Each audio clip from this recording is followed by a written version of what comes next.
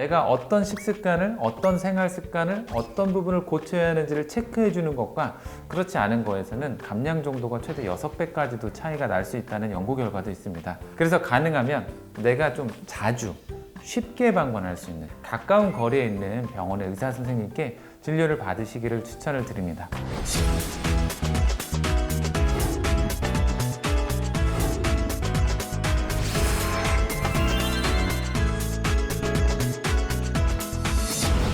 안녕하세요. 가정의학과 전문의 김태균입니다.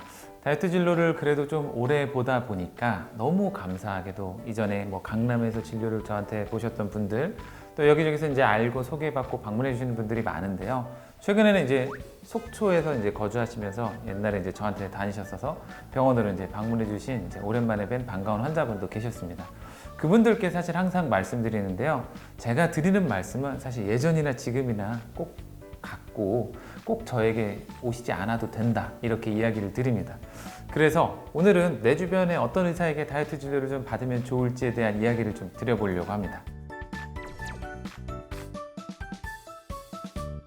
첫 번째, 일단 자주 병원에 가서 자주 볼 수 있는 의사가 가장 좋은 의사입니다. 실제로 이제 체중 감량에 대한 한 연구에서 의사를 자주 만날수록 체중 감량 정도에서 결국 한 2배 정도의 체중 감량 차이가 발생한 연구 결과도 있습니다. 그러니까 결국 의사를 자주 보면 볼수록 체중 감량에도 도움이 될 수 있다는 이야기인데요. 물론 그냥 이제 얼굴만 자주 보라는 이야기가 아니고 그 의사와 함께 나의 다이어트에 대한 지속적인 상담을 하는 것이 도움이 된다는 이야기입니다. 그래서 가능하면 내가 좀 자주 쉽게 방문할 수 있는, 예를 들어 일주일에 한 번 가는 것도 부담이 되지 않는 가까운 거리에 있는 병원의 의사 선생님께 진료를 받으시기를 추천을 드립니다. 두 번째, 나에게 잔소리를 많이 해주는 의사 선생님을 찾아가시면 됩니다. 실제로 내가 어떤 식습관을, 어떤 생활 습관을, 어떤 부분을 고쳐야 하는지를 체크해 주는 것과 그렇지 않은 거에서는 감량 정도가 최대 6배까지도 차이가 날 수 있다는 연구 결과도 있습니다.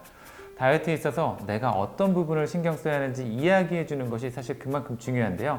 그래서 이제 진료를 볼 때마다 내가 고쳐야 하는 식생활 습관을 좀 체크를 해주시고 계속적으로 신경 써주시고, 왜 이거 잘 못했냐 혼을 내더라도 그럴 때 그분들의 그 하는 이야기 하나하나가 정말 나한테 큰 도움이 될 수 있으니까 그렇게 신경 써주시는 분들을 찾아가서 진료를 보시는 것이 좋겠습니다.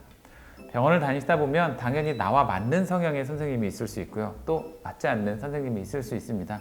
하지만 이제 그 무엇보다 중요한 것은 내가 자주 만날 수 있고 또 어려움이 있을 때마다 이야기할 수 있고요, 내가 고쳐야 하는 부분을 계속해서 체크해주고 고쳐 나가는데 도움을 줄 수 있는 선생님을 내 주변에서 찾아보는 것이 가장 중요하다고 볼 수 있습니다.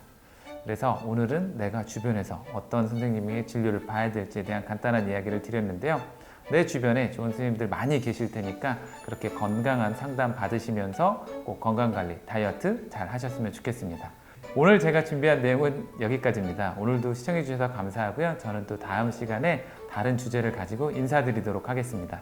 감사합니다.